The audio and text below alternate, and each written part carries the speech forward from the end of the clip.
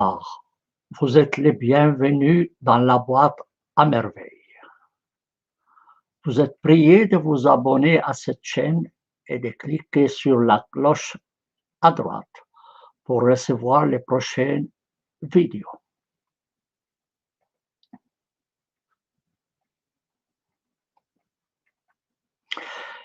Je vais vous expliquer dans cette vidéo pourquoi je ne deviens pas musulman et je ne deviendrai jamais musulman.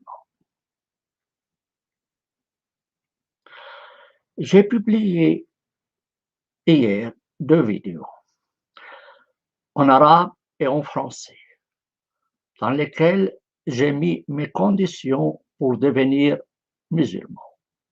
C'était en fait en réponse à des gens qui me cassent les pieds quotidiennement sur Facebook ou même dans ma chaîne et qui insistent pour que je devienne musulman, mais quotidiennement. Alors je dis, bon, je suis d'accord de me convertir, mais voilà mes conditions. Je dois sauvegarder ma dignité humaine. C'est mon droit. Mais dans cette vidéo, je vais vous expliquer pourquoi donc je ne deviens pas musulman et je ne deviendrai jamais musulman.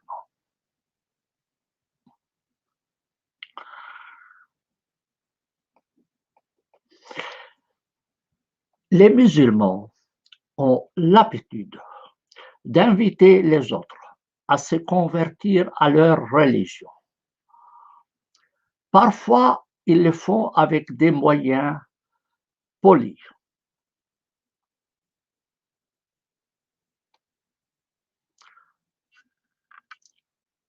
Que je respecte.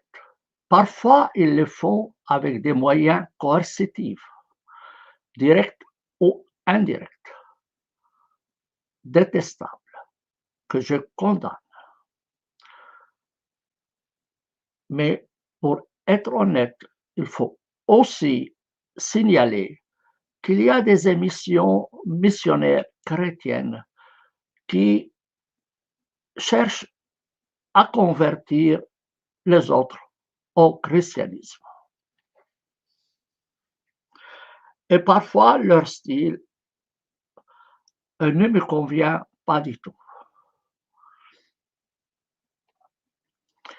Les musulmans pensent rendre service aux autres en les convertissant à l'islam parce qu'ils croient que leur religion est la meilleure. Et la conversion à l'islam assure aux convertis le salut éternel et aux convertisseurs un mérite auprès de Dieu. Je ne cherchais pas à mettre en doute leurs bonnes intentions sur ce plan. D'ailleurs, comme je viens de vous le dire, les chrétiens, ou tout au moins une partie parmi eux, pensent la même chose et voudraient aussi convertir les autres au christianisme. J'ai eu de nombreuses invitations à devenir musulman. Invitations faites par des personnes analphabètes, par des intellectuels et des professeurs universitaires, ou même par des politiciens. J'ai toujours remercié poliment pour l'invitation, en ajoutant parfois que je vais y réfléchir.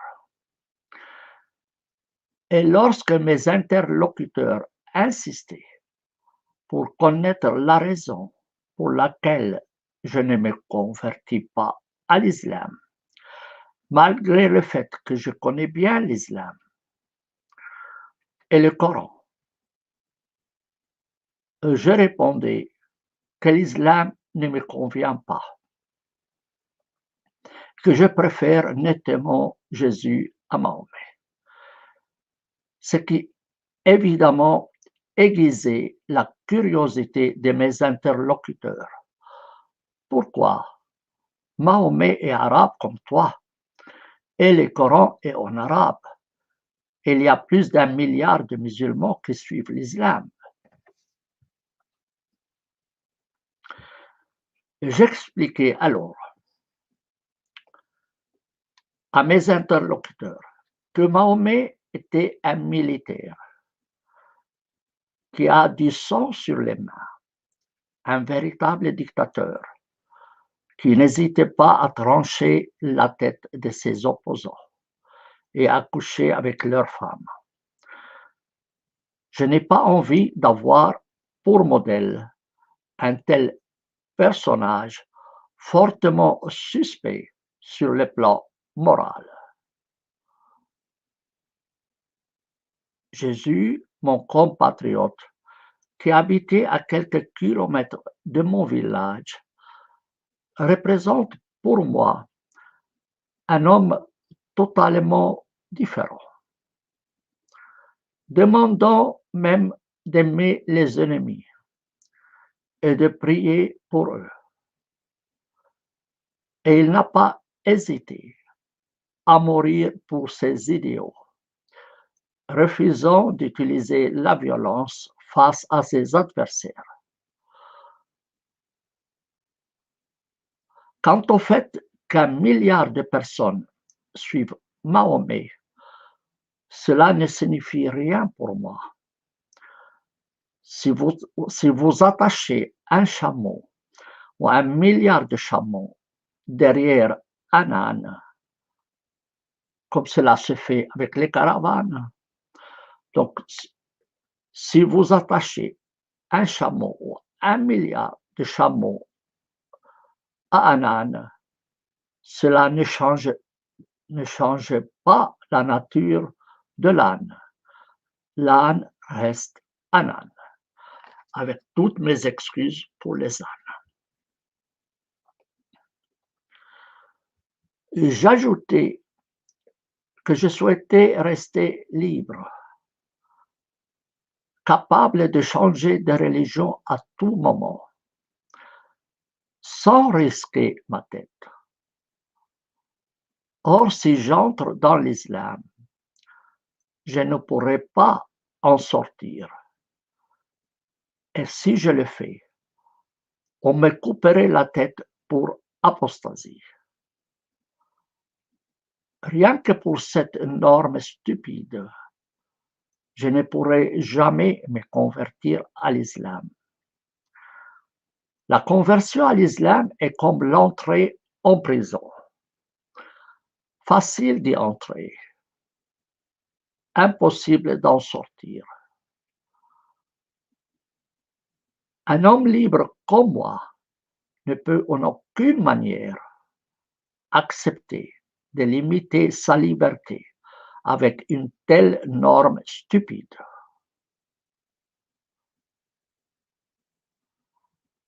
Enfin, j'expliquais que je ne peux accepter l'idée que le Coran soit la parole de Dieu. C'est tout de même le dogme principal de l'islam, qui est basé sur la révélation du Coran. Donc, je ne peux accepter l'idée que le Coran soit la parole de Dieu. Alors que les musulmans croient que le Coran est dicté par Dieu, et donc un ouvrage parfait, j'estime que le Coran est écrit par un rabbin et qu'il s'agit d'un brouillon mal ficelé, mal articulé, probablement le livre le plus désordonné qui existe sur Terre. Mes interlocuteurs s'étonnaient devant mon jugement concernant le Coran et continuaient à affirmer que le Coran est parfait. Je leur répondais que leur affirmation est la preuve de leur aveuglement et qu'ils ont subi un lavage de cerveau.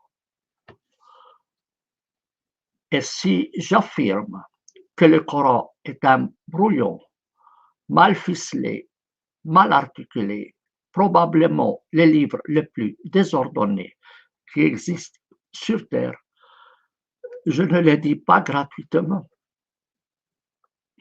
Je suis le seul traducteur dans l'histoire et dans le monde à avoir traduit le Coran en 3 langues, français, anglais et italien. Et j'ai préparé une édition arabe du Coran dans l'ordre chronologique, où j'ai signalé plus de 2500 erreurs linguistiques, alors que les musulmans nient en bloc l'existence de la moindre erreur. Et je me rappelle ici d'une anecdote, si j'ose le dire. Je me trouvais dans le bureau du directeur d'une fameuse librairie de Riyad, Maktabat el-Ma'arif. Le directeur, un vieux personnage très respectable d'ailleurs, me dit: est-ce que tu me permets, Sami, de critiquer ta religion? Sachant que j'étais chrétien. Donc il me demande s'il pouvait critiquer ma religion. Je lui dis: sans problème, vous pouvez le faire, à condition que vous me permettiez de critiquer la vôtre. Et il m'a répondu: non, je ne vous le permets pas. Je ne vous permets pas de critiquer ma religion. Je lui ai répondu: dans ce cas, la seule solution qui vous reste, c'est d'aller aux toilettes, de dire tout ce que vous avez à dire, fermez bien la porte, et une fois que vous avez terminé de vider votre sac, vous revenez tranquille. Il me répondit: ah, vous les chrétiens d'Orient, vous êtes durs à cuire. Vous êtes durs à cuire, vous les chrétiens d'Orient. Nous parvenons à convertir un Américain en 3 minutes à l'islam.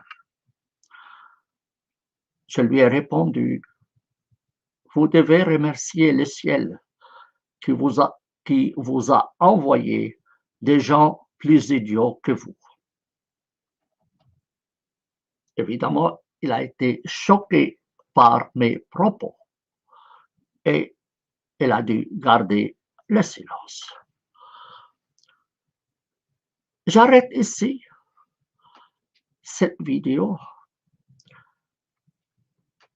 et je vous invite à voir la précédente vidéo en français, donc sur les conditions pour que je devienne musulman. Conditions que les musulmans n'accepteront jamais. Mais puisqu'ils me cassent les pieds à la longueur de la journée, il fallait que je me débarrasse d'eux en leur expliquant que j'accepterais de devenir musulman si eux acceptaient mes conditions. Je veux bien entrer dans l'islam, mais à mes conditions, pas aux leurs. J'arrête donc cette vidéo.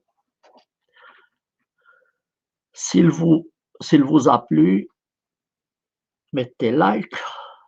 Sinon, faites comme ça, ne vous gênez pas, prenez position, mettez vos questions et vos remarques sous la vidéo. Abonnez-vous à la chaîne et cliquez sur la cloche à droite pour recevoir les prochaines vidéos. Sur ce, je vous souhaite une bonne soirée et une bonne nuit. Au revoir.